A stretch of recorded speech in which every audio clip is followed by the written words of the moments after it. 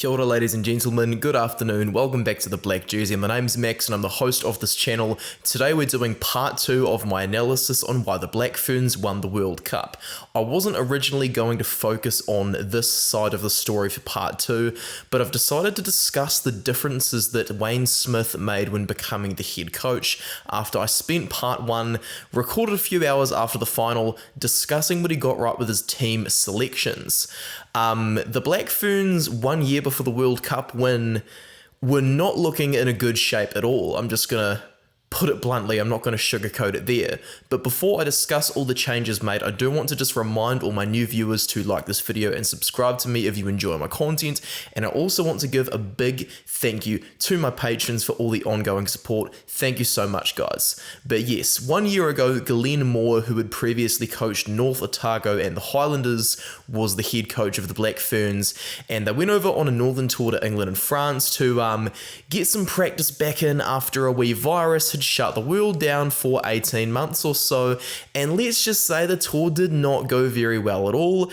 The Black Ferns were making basic errors such as this. As well as Infante scoots down the short side and but Coxedge only has eyes for her opposite in her defence. For us it's deliberate. Yeah, no, it's not possible to drop, so it's a yellow and penalty flag. Yeah. They were making pretty bad defensive reads such as this. Got a player down in back play too, Kildun. Holly Aitchison has got plenty of speed. Sevens player, Aitchison on debut for England, goes to the line and scores. And just the general feeling of the team, you could tell there was something going on behind the scenes. The Black Ferns players have already, they've always had rather a very good culture together. You see them at training photos, hugging each other, doing things like the staunch blokes won't often do at their Super Rugby or their All Blacks trainings. So there was clearly something that we didn't know, and if not for former Black Fern Te Kura Ngata Aringamati, I don't think that we would have seen the World Cup win, as she basically came out and accused Glenn Moore of bullying the Black Ferns behind the scenes. She said that it was a pretty hierarchical environment, and considering she'd been a mainstay of his side throughout the years, that was not good stuff to be hearing at all. But let's just say, did the NZRU ignore Glenn Moore's past history potentially? I think that's potentially the case. He was the Highlanders coach for 3 seasons, from 2008 to 2010. He got 10 wins there, 29 losses there, and his win rate with the Highlanders was 25.64%, so he's the worst Highlanders coach of all time. There were not very good player retention rates there either. In 2008, his first season, former All Black Isaac Ross left and became an All Black after leaving. Mike Delaney of first 5, he left and became an All Black. Paul Williams, 19 Samoa tests. Ezra Taylor, 2 Samoa tests. They lost Toby Moreland, the halfback. And those are just a few names of the 11 of his 28 players that went out. 2009, 8 of the 28 players went off. That included Anthony Perenisi, who played 30 tests for Samoa, Johnny Leota, who played 20 tests for Samoa, and Lucky Mulipolo, who played 2 tests for Samoa. Dan Bowden, the first 5, and David Hall, the hooker, they both went off as well, so the spine was constantly changing. 2010, they lost Israel Dag, who became a 66 test All Blacks, Fetu'u Vainikolo, who became Tonga's record try scorer, Jaden Hayward, he was a fullback, went on to play 27 tests for Italy, Matt Burkist was the only 10 in the team, he went off, and Jason McDonald, who was a hooker, he went off as well, so 10 of his 31 players went off at the end of 2010.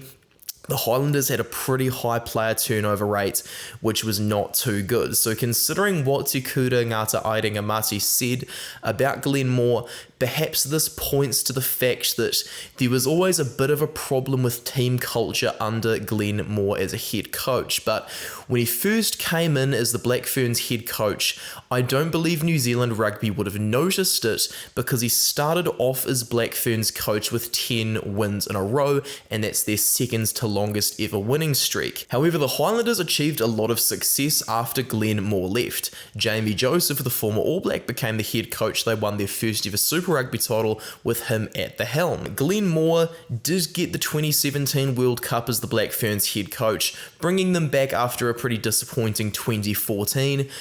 But when you consider all the things that Tukuta Ngata Aidenga-Mati was talking about, it makes you think that he was perhaps very similar to Michael Cheika behind the scenes, and while he can galvanise teams to start off with, things don't go too well in the long term. And considering all the dysfunctional team symptoms that we came across in 2021, that was possibly the case. While New Zealand Rugby were able to start promoting the Black Ferns more and more during Moore's range, pun not intended there. For example, Kendra Coxedge winning Player of the Year for New Zealand Rugby in 2018, Sarah Hiddeny getting Player of the Year in 2021. It's a bit of a complex story. We're going to look through the 2021 debutants for Glenn Moore's last series as their head coach. There were 4 players in that team who were debutants aged over 25. Ideally, for the health of the team, you need debutants who are pretty young so you can have a system of succession planned in place for the future of your side. Succession planning has been very important for New Zealand Rugby for a long time, and while there were quite a few youngsters that Moore called up, the minutes available on the tour were 320. Obviously, that's 80 times 4, so 4 tests equals 320 minutes. 16 of the 34 players were uncapped. And let's just say that not a lot of those players got the game time they wanted. Tanya Kalonivali, she did not play, and Iritana Hohaya, she still has yet to be capped despite being taken on that tour. Renee Holmes, who was a crucial figure for the 2021 World Cup, which was played this year, she played the first test of the tour as a starter, dumped for the rest of the tour. Shaila Robbins-Letti came in at fullback. Ariana Baylor played just 38 minutes. Crystal Murray played just 28 minutes. And, well, when you look at data like that, you do have to wonder about the culture once again. Speaking of the minutes as well, there were just 3 players of those 16 debutants who were able to chalk up more than half of the available minutes on the pitch on that tour. The end of year tour results also went as follows. The first test was lost to England by 12-43. The second test of the tour was the Black Ferns' worst ever defeat, 15-56 was their losing margin. They then lost to France by 13-38.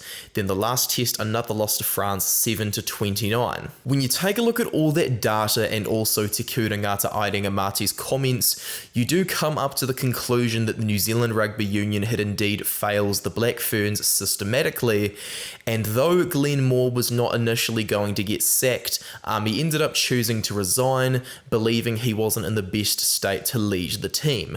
So, with Glenn Moore going, New Zealand Rugby recognised, yes, now that he's gone, we can say that we failed. We're going to do our best to get the best person for the job. Wayne Smith, who had just come in as a technical coach to help out with just the technical side of the game, things like that, they chose to have him as head coach after he put his name forward and said, look, I want to help rebuild this team so much. Wesley Clark, who's married to Farah Palmer, the former Black Fern, he became the assistant coach, as did Steve Hansen's daughter Whitney, who's still in her 30s, so she could have a very long coaching career ahead of her. Mike Cron, who is well known as the scrum guru for the All Blacks over a period of time, became the scrum coach, whereas Graham Henry came in to be a selector of the team, while he'd also help out with coaching every now and again. Always having that extra pair of eyes as a selector is always going to be good, and considering Graham Henry is the greatest All Black coach of all time, this was not going to go badly at all. Though a lot of people thought the Black Ferns were screwed, the home World Cup's going to be a mess, I was one of few people who still believed in the team because, simply put, everything Wayne Smith touches, well, I mean, there are always exceptions to the rule, but you get what I mean. Everything he touches turns to gold. I'm going to list a few past achievements of Wayne Smith. So he played 35 games for the All Blacks as a first 5. He was the guy that Grant Fox overtook as the 10 back in the 80s. Wayne Smith then became the coach of the Italian club called Benetton Treviso, and he then won 2 Super Rugby championships in charge of the Crusaders. He was the first ever Crusaders coach to win a Super Rugby title because the coach from their inaugural season did not go into a second year of the contract because the win ratio was pretty poor. Wayne Smith was able to elevate himself to the All Blacks head coach after the results with the Crusaders, though he ended up resigning from the All Blacks after 2 years because he was a bit down on confidence after his results, and simply put, he was probably just a little bit too young for the job at the time, though it wasn't much better because John Mitchell, who was also too young for the job, succeeded him. Wayne Smith was then brought back as a defence coach for the team by Graham Henry though, and as defence coach, Wayne Smith was able to do brilliant things, including the 2011 Rugby World Cup and the 2015 Rugby World Cup. Though 2007 isn't exactly a good memory to look upon, he learned so many lessons out of that World Cup and really just got the boys going so they wouldn't repeat mistakes made historically. Wayne Smith also oversaw the 2017 British and Irish Lions tour, the 2005 British and Irish Lions tour, while he also came in as an assistant coach for the Chiefs as they won 2 Super Rugby titles. The changes he made to the Black Ferns. I talked to you guys about my thoughts on his team selections in the previous video, but one of the main things that stood out to me when he was making these selections, it was faith in new players. Because he became the head coach in April 2022, he just had 6 months to prepare for a World Cup. So he was always listening to advice he could get from outside channels. For example, Ruahe Demont perhaps being a 12. He decided, actually, no, I've had a look at her. She is a genuine 10. I want the team to play off 10. She's going to be my captain.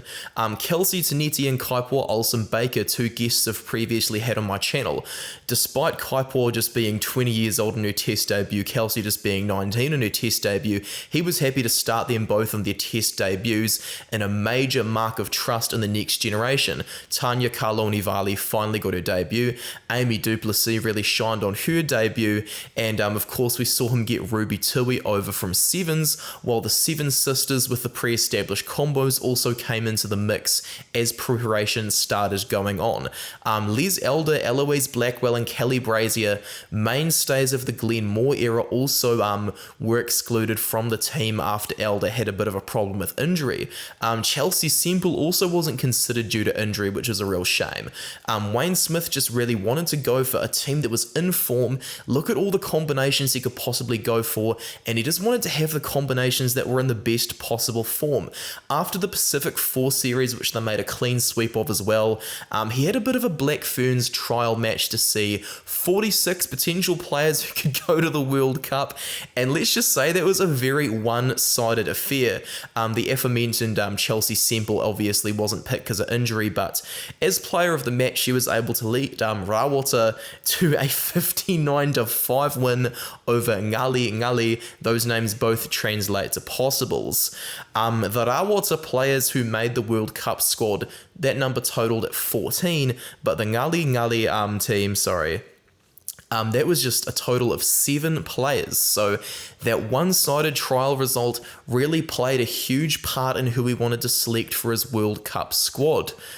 Goodness me, I've got so much more to talk about in regards to the great things Wayne Smith did for the Black Ferns with Ruahe Demont and Kennedy Simon as his captains. So for my next part of this wee documentary on the Black Ferns winning the World Cup, I'm going to be analysing all the footage from their semi-final against France. I'm then going to do a part 4 on analysis of the World Cup final against England.